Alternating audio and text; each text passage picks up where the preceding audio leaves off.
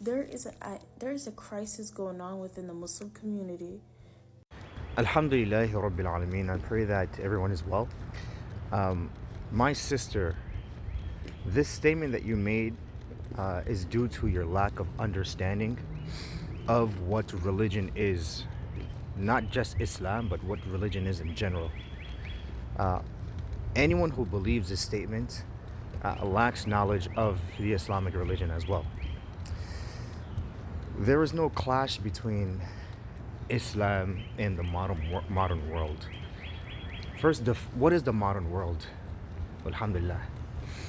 If it's advanced tools that make society easier for us to live in, to function, to prosper in, then this doesn't make any sense. Islam is not against that. There is nothing in Islam that is against that. Like right now, I'm going to use this to open the doors. Like this. Islam had no effect on that. Walhamdulillahi Rabbil Alameen. Islam did not prohibit me from using that. Right? Now, perhaps what you mean is modern ideologies. Right? Islam is in conflict with modern disbelieving ideologies. Alhamdulillah, this is the case. Right? But also, if you read history, Bismillah, you'll find that these modern ideologies are not modern. These modern ideologies are just repackaged ancient ideologies that people had a long time ago. Now, I'm gonna keep it very brief because I'm at work and I really want to go in depth in every single, like, bring evidences for everything that I'm saying because it's very important. But you can research these yourself. All of these modern ideologies that exist now, they've been in existence. People just read books, repackage them, make it more modernized, meaning make it more relevant to the concerns and the experiences of the people today, and just call them new names and alhamdulillah, that's what we have today, right? But it's nothing new under the sun, alhamdulillah. I think that's in a Bible somewhere. But anyways, regarding Muslims or Islam loving struggle, my sister, this is far from the truth. Islam gave birth to the great empires of the earth, subhanallah. The Abbasid Empire or Caliphate, the Umayyad Caliphate, the Ottoman Empire, the Mughal Empire in India, Andalusia in Europe. In Africa, you have the Malian Empire, the Songhai Empire, the Ghana Empire, right? Subhanallah, right? This can't be because of loving struggle, of loving poverty. In order to create empires, to create nations, you have to aspire for greater things. You have to seek wealth in order to be able to run a country, run an empire at that, right? So this shows that the modern understanding of Islam, which comes from, a lot of it comes from Wahhabism, which is a colonial sort of Islam that was created in Saudi Arabia by a man named Muhammad ibn Abdul Wahhab. That's why parents, you may hear them say Wahhabi, Wahhabi.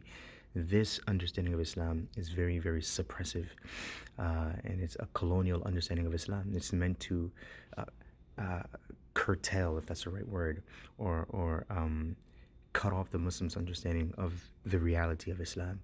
Now, regarding our parents sticking to culture, this is sociology, basic sociology, right? They came as a community. They came from a foreign place to a nation, as a community, where the language was foreign to them, the land was foreign to them, the culture and customs of the land was foreign to them, etc. So they had to stick together and to stick to their culture, even if at times, even if the culture doesn't conflict with Islam, but Islam was more, let's use the word liberal and freeing concerning a thing. Like, for example, not marrying outside of your culture, right? Islam is liberal regarding that. Like, you can marry outside of your culture, alhamdulillah rabbil alameen. But perhaps they would still be against it. Why? Because they're in a foreign place. They're in foreign territory. So in order to stick together, right, in order to protect themselves, they needed to stick staunchly to the culture. Alhamdulillahi Rabbil Alameen. Next clip. Also, the first revelation was read. To read what? Of course, the Quran first and foremost, but also generally, like, read, like, seek knowledge, like books. Just read. Alhamdulillah. If our parents had gone to college, or I should say like this, many immigrant groups came to this country and went to college, sought an education, and they're religious, but they went to college. And you see that their communities are different from our communities. Our parents, many of them did not go to college. For whatever reason, it is what it is. Alhamdulillah, they did their best. Many of them did not go to college.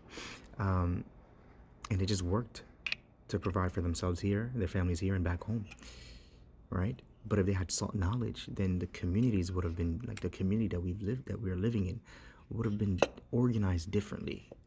It would have perhaps been even more wealthy, alhamdulillah.